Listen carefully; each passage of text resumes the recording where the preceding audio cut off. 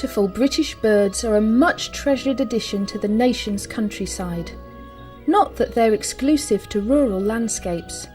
Town and city dwellers are also treated to a close-up and personal view of these feathered delights that really are the most tangible link with wildlife enjoyed by the modern-day Brit.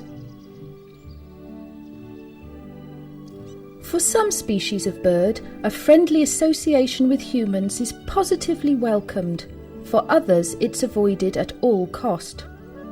Needless to say, for the average birdwatcher, or twitcher as they're often affectionately known, it's the rare bird that's most desired.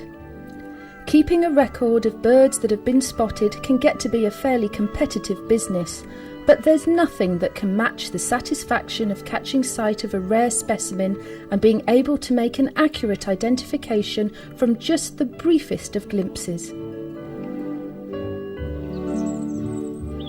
Watching birds is an occupation that usually begins early in childhood, as household food scraps are thrown out onto lawns and patios in the hope of drawing in species like the blackbird, sparrow, and the beautiful red-breasted robin for the entertainment of the youngsters. In harsh winters, just this simple recycling of what would otherwise go to waste will ensure the survival of a number of species, which is really good news for the more delicate birds that grace the gardens of Britain. No matter how you get started watching birds, one thing's for certain, it's very addictive. So don't say that you haven't been warned. It's amazing how quickly people move from scattering out a few crumbs on a regular basis to constructing a bird feeder, or bird table as it's more commonly known in Britain, and erecting nesting boxes. What's more, the birds will quickly and enthusiastically show their appreciation for such efforts, flocking into gardens each day to see what there might be on offer.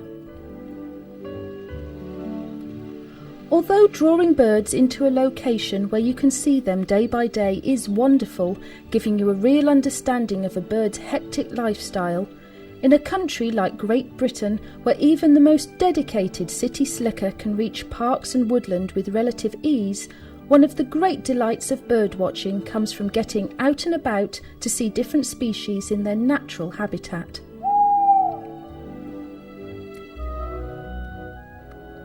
If you're prepared to pull on walking boots and wander the many fabulous footpaths of the countryside, the rewards are endless.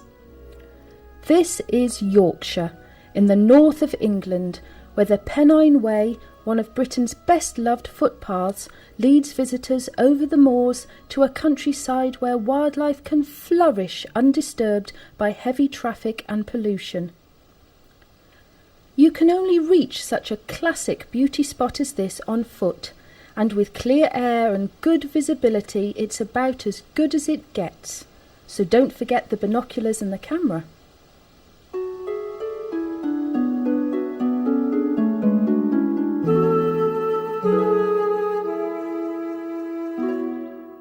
Here's a completely different type of location, showing off the tranquil beauty of a bluebell wood.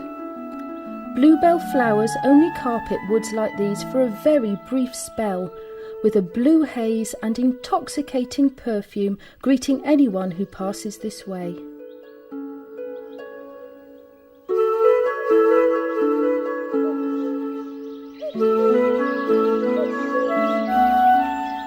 To stand and listen to the birdsong is remarkable, and as the migrant cuckoo, famous for laying its eggs in the nests of other birds, arrives in Britain just as the bluebells come into bloom, it's definitely worth listening out for the distinctive cuckoo cry, heralding for many country folk the onset of British summertime. For many of Britain's indigenous species, woods like these are the perfect environment, with food, shelter and top-notch nesting sites in abundance.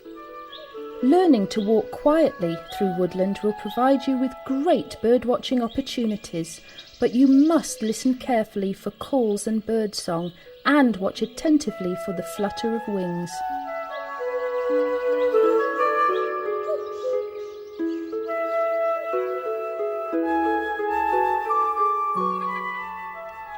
arid coastline of Britain is also a very worthwhile location for birdwatchers to visit. Seagulls may well be the noisy thought that immediately springs to mind, but the coastal footpaths and wide, flat estuaries where rivers meander to meet the sea will reveal a whole host of splendid bird life. Here at Weymouth, a favourite seaside holiday destination on the south coast of England, a great deal of thought has gone into creating nature reserves for bird watchers from all over the world to enjoy. But don't get the idea that bird watching in Britain is a fair weather activity. It's very definitely an all year round occupation. As the seasons change, so do the bird populations the length and breadth of the country. Spring and summer will bring the species that spend the cold winter months in Mediterranean climates, bringing a splash of colour and hope of long, hot, sunny days to come.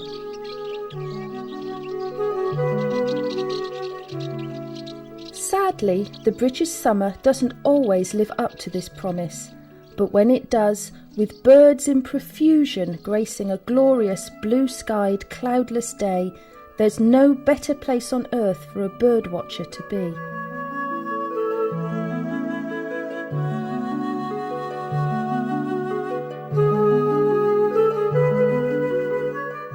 The winter might bring cold winds and snow, but for the migrant birds from the Arctic, the more southerly latitudes of the British Isles can be very inviting. Winter visitors do tend to be geese, ducks and swans, but they're spectacular in flight and are a much appreciated reward for the well-chilled birdwatcher that's ventured out on a cold winter's day. This programme is entitled British Country Birds, but the town dweller or holiday maker that's based in a city needn't feel that they're excluded from bird watching. This is the elegant city of Bath in the southwest of England. Just like every urban environment, there are very built-up areas that'll be limited in the number of bird species that can actually be counted as resident. But thanks to conservation programmes by town and city planners, things are improving greatly. This is Bath's Royal Crescent, a stunning architectural achievement from the past, preserved with the greatest of care. But notice how much effort has also gone into caring for the green spaces all around, as well as neighbouring parks, not only full of flowers but also fine trees, which are a positive haven for so many bird species. Bird watching is without doubt a skill that becomes well honed with practice, and as you've just witnessed, it matters little where in Britain you find yourself. Birds are all around. It doesn't take very long for people to become in tune with bird movements and the various different species. At first, you may find yourself able to subcategorise any bird you see, for example recognising that you're looking at a member of the tit family or one of the finches. With time comes the ability to recognise whether it's a blue tit or a great tit that you're observing, but practice will make perfect, and of course there's nothing quite so satisfying as knowing you've got it right. Having enjoyed a brief taste of what's on offer to the birdwatcher that's already acquired a good understanding of British bird species, it's time to sharpen up on those identification skills. As with any quest for knowledge, it's best to start with the basics and the birds that regularly appear in the majority of backyards at garden bird feeders.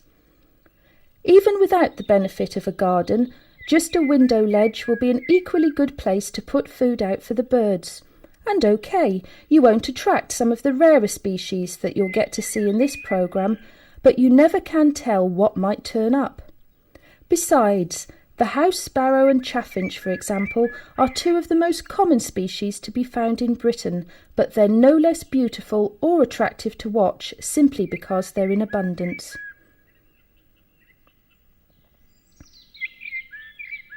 To up your chances of seeing specific species of birds, putting food out is a very successful activity.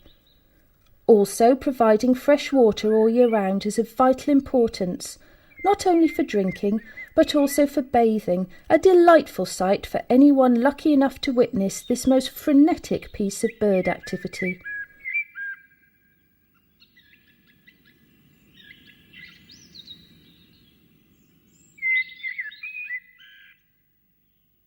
A bird feeder or bird table needs to be located with care.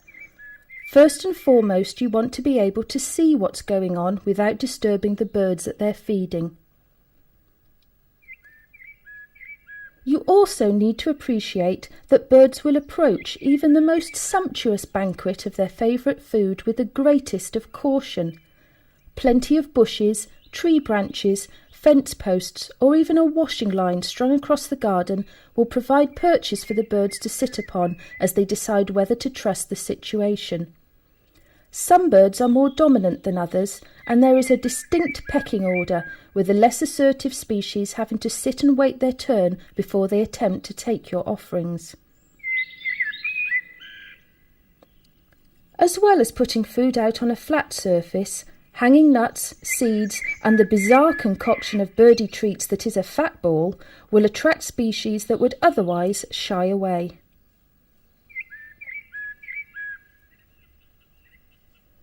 Regularity of food supply will definitely improve your chances of bird spotting, with early morning and mid-afternoon replenishment proving most effective. Particularly during the winter months, birds will expend a huge amount of energy at night just keeping warm, so a good breakfast is really appreciated, and topping them up again for the chilly evening as the sun sets will help them to maintain their body temperature. You must also understand that birds fed in this way for any length of time will come to rely upon you. Consequently, you have to be prepared to take responsibility for your actions. Once you've started, it would be unfair to stop feeding them just as the cold weather begins and bird life gets very tough. It's possible to scale down feeding in the summer months, as alternative food supplies are then plentiful.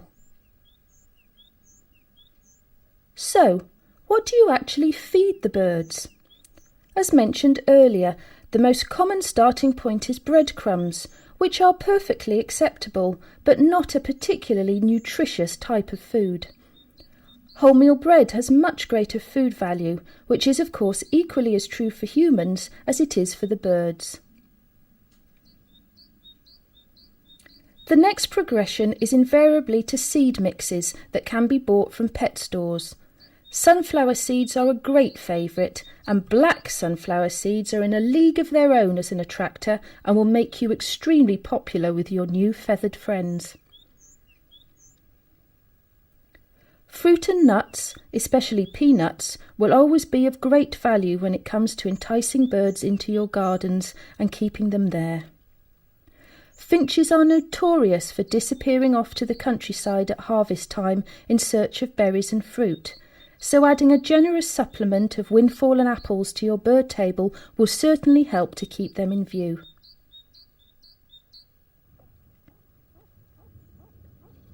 Of course, not all birds are vegetarian, with worms, insects, rodents, and even other small birds making valuable contributions to a healthy diet. Best to take a miss on anything with fur or feathers, but it is possible to buy live foods such as mealworms and crickets from specialist suppliers. Some birdwatchers will keep a culture of mealworms constantly ongoing, but it will take a bit of getting used to.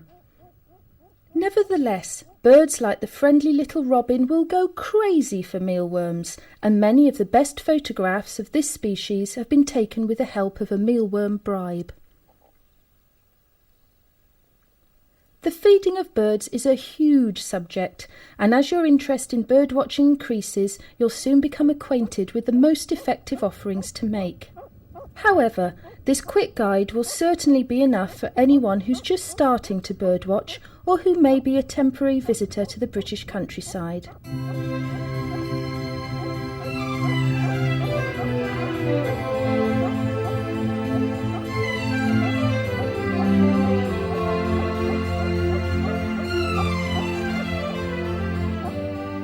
Now you know how to get the more adventurous British birds to come into your line of vision, next on the agenda is a brief guide to identification.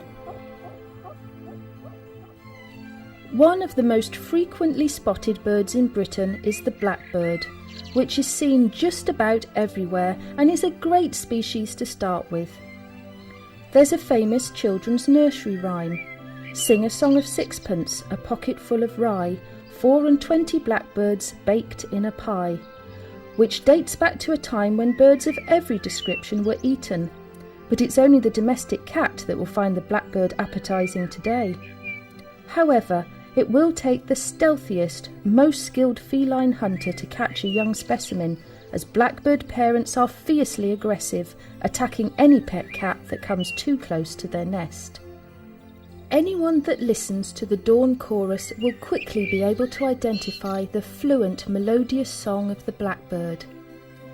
Visually, the male blackbird is also very easy to identify with his jet black plumage and bright yellow bill, but the female's an altogether duller proposition, with brown feathers and no distinctive yellow beak, and in point of fact she's often mistaken for a thrush. Blackbirds are very common garden birds, but originally this was a woodland species. Rural farmland and city skyscapes are equally popular locations for blackbirds, and in winter the numbers are swelled by an influx of migrant birds from northern Europe.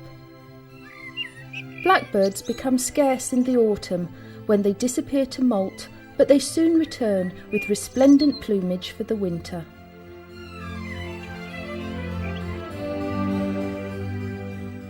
Moving on, the following species are again in some cases as common as the blackbird, but the birds featured towards the end of this section are rather shyer of human contact, and it can often take consistent, targeted feeding to persuade them to come into the garden.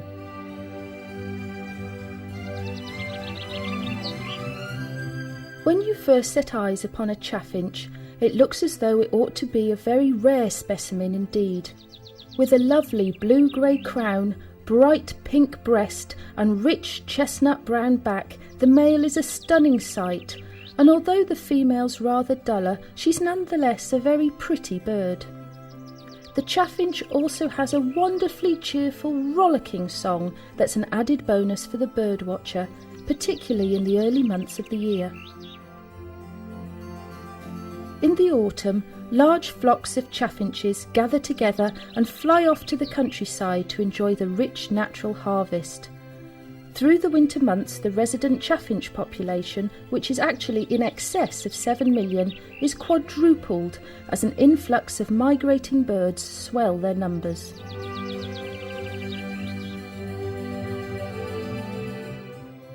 When it comes to celebrating Christmas, the robin is a great British favourite, and with its pin-thin, spindly legs and warm, glowing red breast, it adorns an abundance of snowy Christmas cards, sending season's greetings far and wide.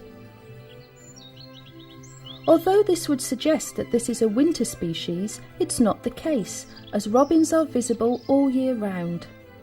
Robins are also extremely receptive to human contact, and can even be tamed to feed from your hand. Robins can be encouraged to nest in gardens by the addition of an open-fronted nesting box, but it's amazing where this resourceful bird will choose to nest, as old watering cans, buckets, and even ancient gardening boots have been known to accommodate a family of robins.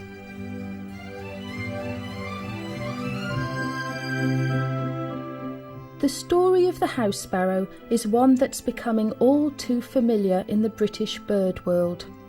Once, this little brown bird was common throughout the country, but sadly in recent years it has declined dramatically in number. As a species that's always been happy to live in close proximity with man, the problem is most likely to have been caused by increasing levels of pollution, with the urban house sparrow population having suffered the biggest losses. Although the house sparrow has often been taken for granted, in close-up its plumage is stunning. On a more positive note, the house sparrow is a prolific breeder, and sightings of this noisy, boisterous, cheeky bird will continue to be frequent while research is ongoing. The black and white magpie is undoubtedly the bad boy of British gardens, having a fearsome reputation for destroying the songbird population. Magpies are highly skilled, specialised scavengers, and colonies of this harsh chattering species can be found thriving all over the country. As the decrease in songbird numbers is in direct proportion to the magpie's increases, there's obviously more than coincidence at work, particularly as the magpie will scavenge the eggs and the young of smaller birds. Research is still ongoing, but many gardeners will actively discourage magpies, preferring not to wait for conclusive proof. Both male and female magpies have the well-defined black and white markings, and even when they're silhouetted against the night sky, their exceptionally long tails will make them instantly recognisable.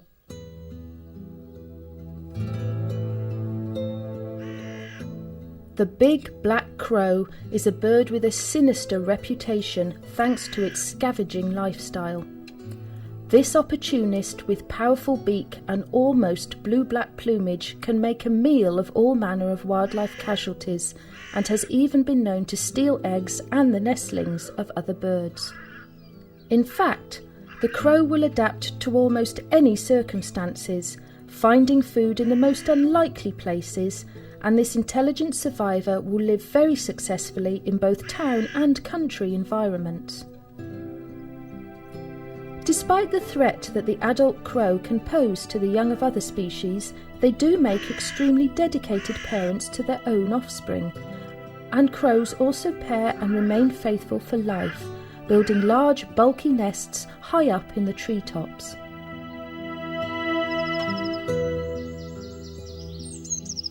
There's nothing more delightful than a family of blue tits in a classically beautiful country garden, and as this is one of the most common birds in Britain, many people enjoy the blue tits' gymnastic antics from the comfort of their own sitting room windows.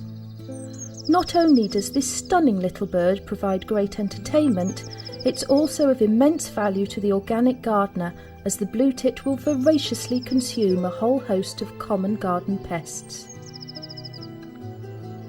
Hardly surprising then that most gardeners and bird watchers will do their utmost to encourage blue tits to visit.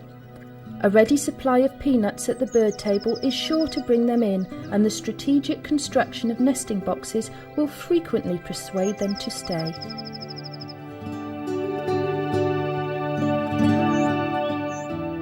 As the name suggests, the great tit is the biggest of all the British tits, and is a delightful visitor to gardens everywhere on a fairly regular basis.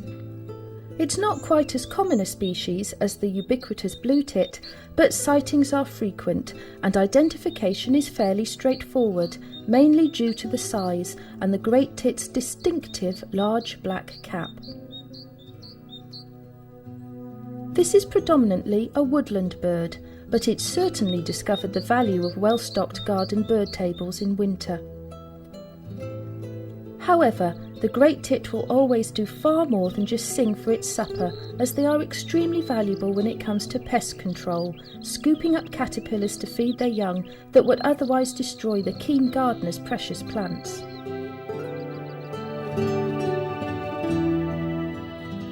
A much prized visitor to garden bird tables is the greenfinch, and as its name implies, the rich green plumage is this bird's most distinctive feature. This makes for straightforward identification of the male, but as the female is much duller, she can quite easily be mistaken for the house sparrow. Another species, the siskin, can also cause confusion as it has similar colouring, but this bird is quite rare and it's considerably smaller than the greenfinch. In the autumn, greenfinches tend to flock together and head for the rich harvest pickings of the countryside, making garden sightings more likely in spring and summer. However, Keeping a bird table well stocked with peanuts and sunflower seeds will often persuade them to stay all year round.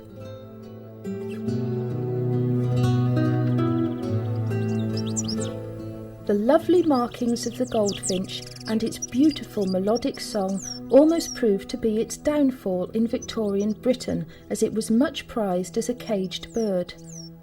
Fortunately, the endangered status of this species was eventually realised and the practice outlawed, but numbers are still small, although they are recovering steadily.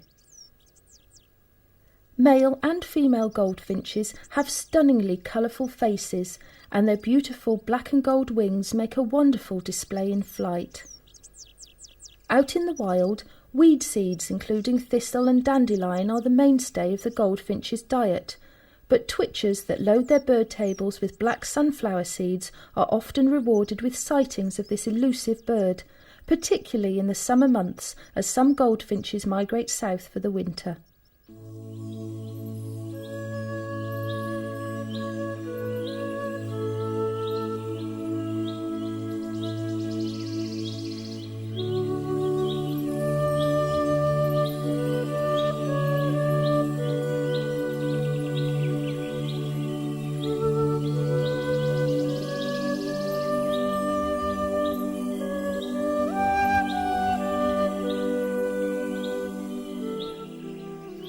It's impossible to cover every species that's likely to crop up in the British countryside, but there are some very good pocket-sized identification books, and a copy of whichever one you choose is always well worth having to hand. The next group of birds that we're going to look at is certainly less common than those species just on view, but they're also rather unusual, which can leave the novice birdwatcher wondering what on earth they might have been looking at. Thrushes are charming speckled birds that are closely associated with the country locations.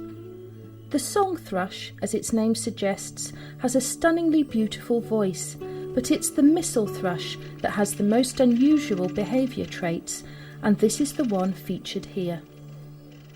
There are a number of species that belong to the thrush family, and the missel thrush is one of the more unusual visitors to garden bird tables. It's actually the largest resident British thrush, and it's quite distinctive, with white underparts and speckled dark spots. This is one bird that's very wary of human contact, and anyone who inadvertently disturbs a missel thrush's nest will know all about it, as this bird will defend its young extremely aggressively.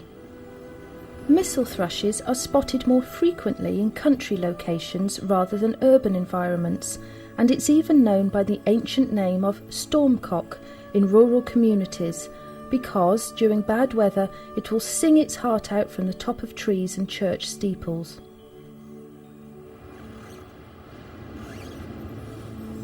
The next bird, the kestrel, is actually seen quite regularly, and unlike many species it has no fear of roads and busy traffic. At first glance the kestrel looks rather exotic and is evidently a very effective bird of prey that can be watched with surprising ease. Many travellers along the British motorways are very surprised to catch sight of an elegant kestrel, a beautiful bird of prey, hovering intently over a roadside verge before swooping down into the undergrowth at lightning speed. This bird has reddish-brown plumage, streaked underparts and pointed wingtips, but it's more commonly the roadside location that helps people to identify the kestrel. However, the sparrowhawk, Britain's other fairly common bird of prey, can cause confusion, but as it has rounded wingtips, the two species can quite easily be distinguished. Kestrels are superb hunters, and although they prefer roadsides, they are equally successful in open countryside or in the towns. Their diet consists mainly of small rodents, but during the breeding season, fledglings such as the young house sparrow make welcome alternative meals.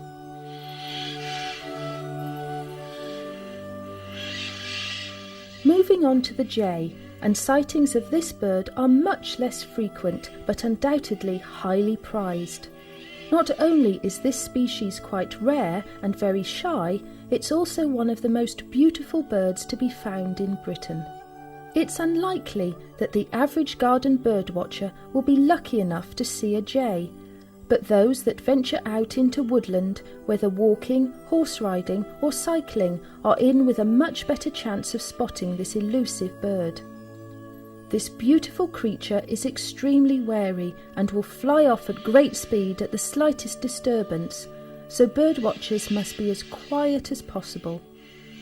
Both male and female have a pinkish-brown plumage. However, their most distinguishing feature is the luminescent blue flashes on their wings. Jays rarely stray beyond their own territories, particularly when acorns, the mainstay of their diet, are in plentiful supply.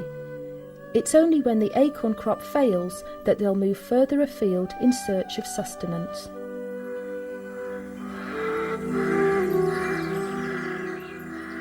The rook has been included in this section because of its very dramatic appearance and loud, harsh call, which on a moonless night can send shivers down the spine of even the most weathered birdwatcher. A first view of a rook can be quite alarming, as it's a large black bird with a dramatic presence. Although this species is not dissimilar to the crow, it does have distinctive bare white skin on its face and at the base of its sinister-looking bill, with loose feathers on its thighs, giving the rather comical impression that it's wearing baggy pants. The call of the rook is also much harsher than that of the crow, sounding eerie and echoing. This is one of the most sociable species of birds, as groups of rooks live together in colonies, building spectacular collections of nests high up in the treetops. As a scavenger, the rook is extremely effective in both rural and urban environments.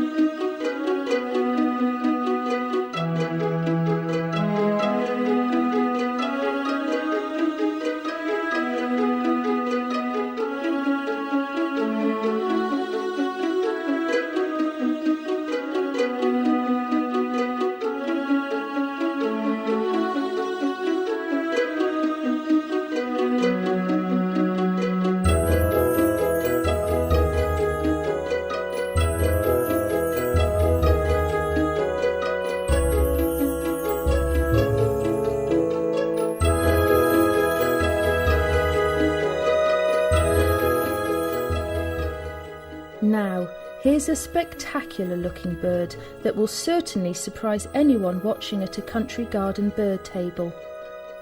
This is the greater spotted woodpecker, and although it will only appear close to woodland habitats, it's not quite as rare as you might at first think, particularly when plentiful supplies of nuts are put out and maintained.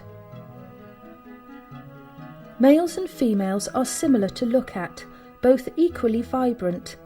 However, the crimson flash at the nape of the neck is unique to the male. A juvenile greater spotted woodpecker can cause confusion as it has a red crown patch, but this will disappear as the bird matures. Relying on old trees for the insects under the bark and for nesting, the greater spotted woodpecker can often be heard loudly drumming and pecking repeatedly against a tree trunk long before he ever comes into view.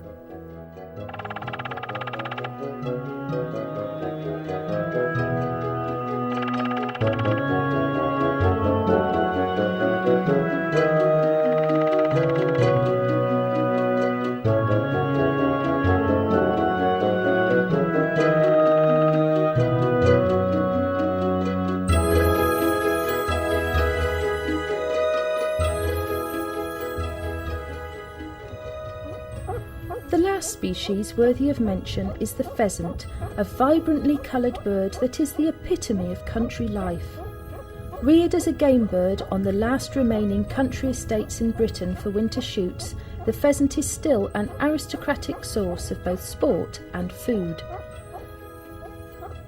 There's nothing more traditional looking in the British bird world than a male pheasant strutting his stuff in a classic country environment. With his bright colourful plumage and his elegant long tail, he will attract a harem of females. Identification of the female is more difficult as they're a duller shade of brown, but this is perfect camouflage to disguise her while she is sitting on the nest.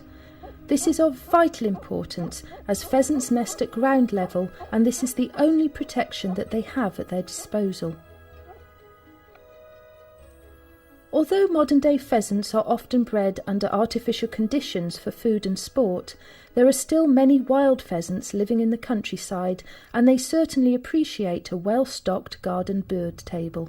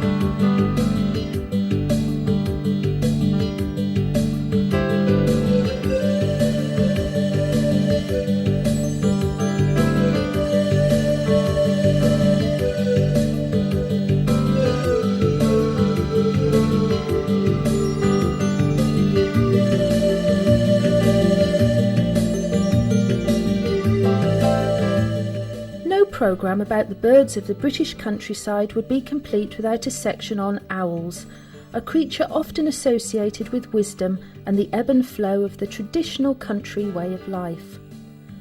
It's possible that you'll get to see an owl when you're out and about, but sadly, due to the destruction of their natural habitats, numbers are in decline. Add to this the fact that these birds are in the main nocturnal, and the odds really are rather heavily stacked against you. This is a situation where the active pursuit of birdwatching across the country has actually made a positive contribution to the survival of owl species that might otherwise be under threat. Owl sanctuaries have developed and grown throughout Great Britain to cater for the injured birds that members of the general public and well-informed birdwatchers are spotting out in the countryside. Once notified of an injured owl, specially trained staff from the sanctuary are dispatched to collect it, and as you can see for yourself, the facilities here are first rate, ensuring that the bird in question will get the best possible care. Okay, that's all it's taken. Thank you. Oh, he's ever so good with his talons, isn't he? Can't come anywhere near you. Right, let's just get you down, little guy. There we go. Let's just check that back out, shall we? He's been sprayed, has he? Yeah. Yeah? Yeah. Super. Nothing's going to come and try and eat me then. No, that did me yesterday. You don't smell too good, little guy. Smells like, fertiliser. My main concern was the movement on the tail. Really? Yeah. Right, let's see if we can just get onto and release and just pop you onto your back. I'll have those feet so we don't get any damage. Let's have a feel down here. Oh, we are thin, aren't we? Let's get some food into this one. Is that a little bit? Is he eating okay? Yes. Yes, let's just check your back edge. Yeah, so there's got some rabbit droppings looking his feathers. Come around here. Oh yeah. Covered rabbit droppings. What have you been? Right, we should get them out when you clean them up. Okay. Right, we're going to check your tail again. I'm not overly happy with that bit. I'm going to roll you onto your side. There are also occasions when abandoned chicks will be brought here, requiring round-the-clock feeding, which is a major commitment for everyone involved. Whenever possible, however, owls will always be returned to the wild, no matter how attached their foster carers might have become. Can you have a look down your throat? Let's have a look down your throat. See what we've got down there. Can you just immobilise those legs for me? Thank you. Right, come on. This owl sanctuary near Cambridge, on the eastern side of England, is a charitable organisation relying on donations to carry out their very valuable work. Also, visitors are able to come and see the owls that are here, some birds staying just temporarily, and others never likely to cope with release, which gives people a fantastic opportunity to see owls in close-up and learn more about these fascinating creatures.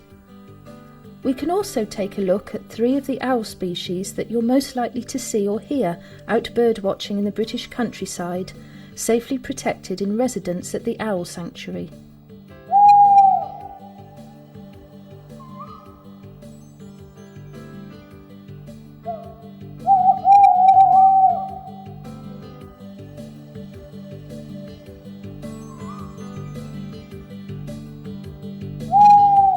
The tawny owl is the bird responsible for the twit-twoo hoot that has become synonymous with storytime owls everywhere. If you find yourself outdoors on a clear, frosty winter's night, this is a sound that you may well hear as the owls noisily establish their territories. When perching, the tawny owl has a slightly squat appearance, but if alarmed it will stretch upwards, taking on a far more commanding presence. You're definitely more likely to encounter a tawny owl than the much rarer barn owl, as numbers are relatively widespread with woodland, parks, well-timbered gardens and farmland all perfectly acceptable habitats.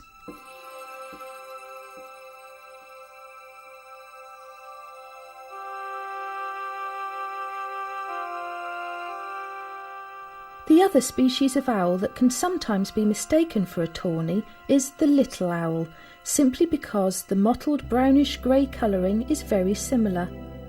However, as the little owl's name implies, it is in fact a very diminutive creature, not much larger than a fully grown blackbird and about half the size of a tawny. There is another distinguishing feature, as the little owl will bob its head up and down when preparing to disembark from a perch. This is a species that you're more likely to see in daytime than any other owls, as it will enjoy the warm sun on a tree branch or a strategically placed beam in an old farm building. So, when passing through this kind of location, it's well worth keeping a lookout for sunbathing little owls.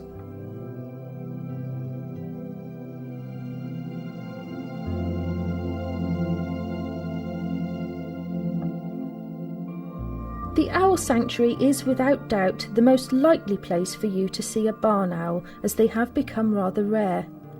In flight, this is a magnificent creature, particularly at dusk when it will appear ghostly white. However, in close-up, you can see that this bird's upper body is a pale sandy brown. Also, a heart-shaped face, unlike other owls that have the classic circular silhouette, will distinguish this species.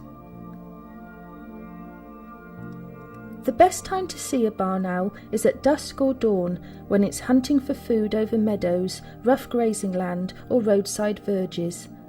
During the day it will roost in old farm buildings, with disused barns being a very popular choice.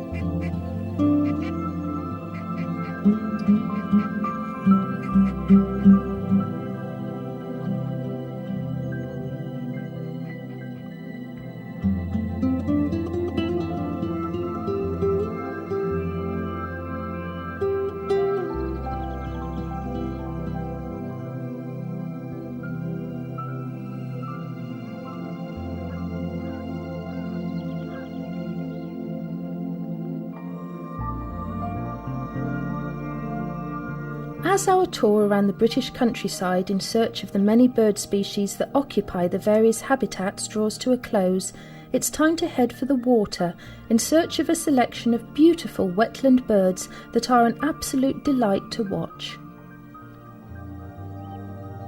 There has always been confusion when it comes to distinguishing between a moorhen and a coot, but when you know the differences to look for, it's not a problem.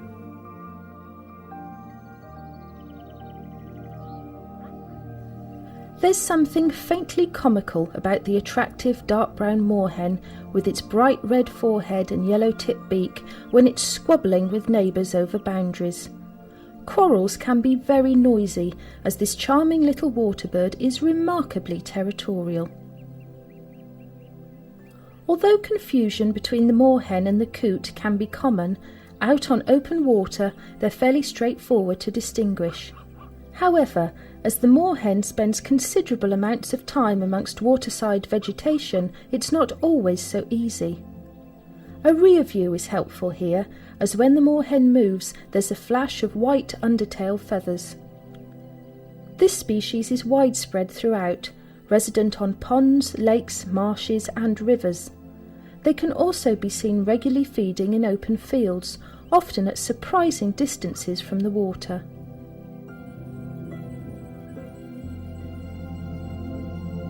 The all-black plumage of the coot makes it an easy bird to identify, with the added certainty of white forehead markings and bill. Coots are closely related to moorhens, but this species is definitely more aquatic, even possessing lobed toes for more efficient swimming. Coots are very noisy, squabbling and squawking amongst themselves, making it impossible not to notice them wherever they happen to be in residence. Water plants are the mainstay of the coot's diet, and they're superb divers, making them a joy to watch. Their habitat needs to be more specialised, as deeper water is generally required, making larger stretches of water such as gravel pits and reservoirs ideal.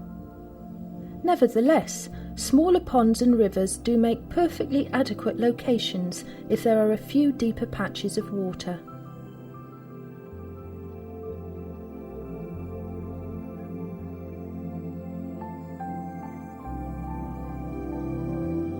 As well as these noisy, almost comical little creatures, there are some very elegant wetland birds that are extremely graceful in their movements and seemingly far more sophisticated in their behaviour.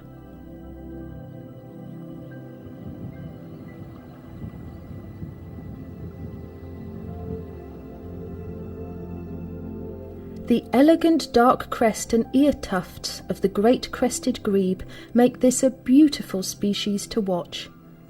This bird is a British resident, but the only time that identification is tough is during the winter, when a migrant species, the red-necked grebe, arrives in Britain, looking very similar when the great crested grebe loses its crest and ear tufts. In Victorian times, this species faced extinction as a result of its fine feathers, which were much sought after for decorating hats. Fortunately, steps were taken to protect this grebe, and a natural balance has been restored. Lakes, reservoirs and gravel pits are the best locations to spot this species, especially during the mating season when they put on delightful courtship displays.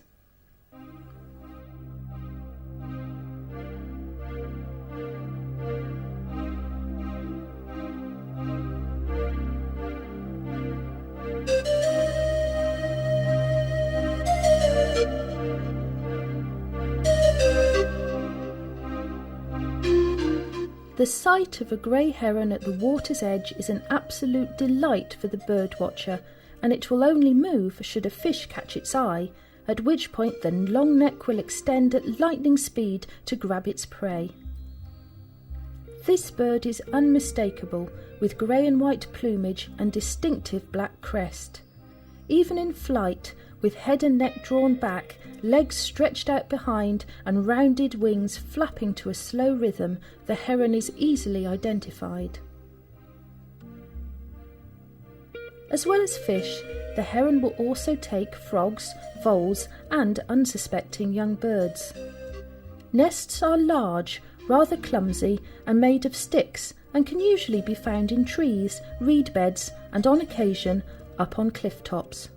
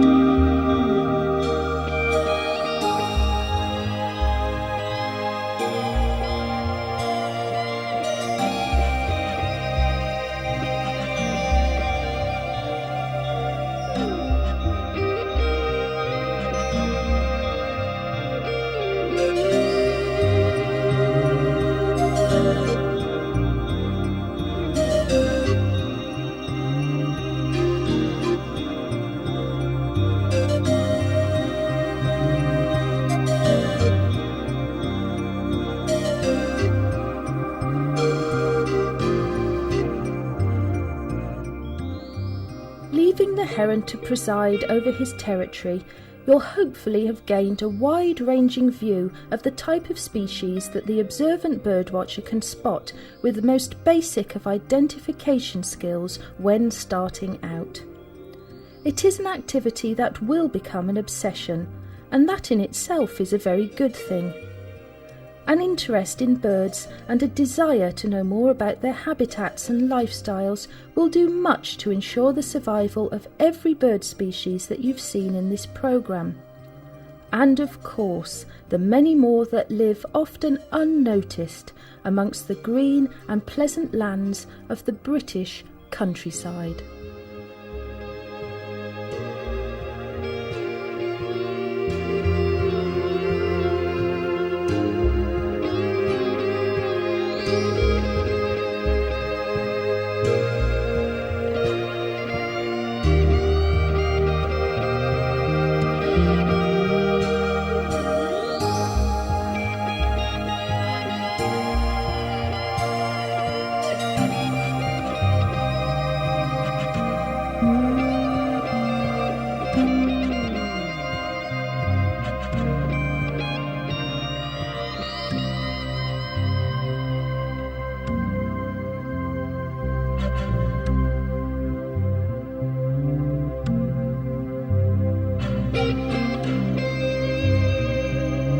Mm-hmm.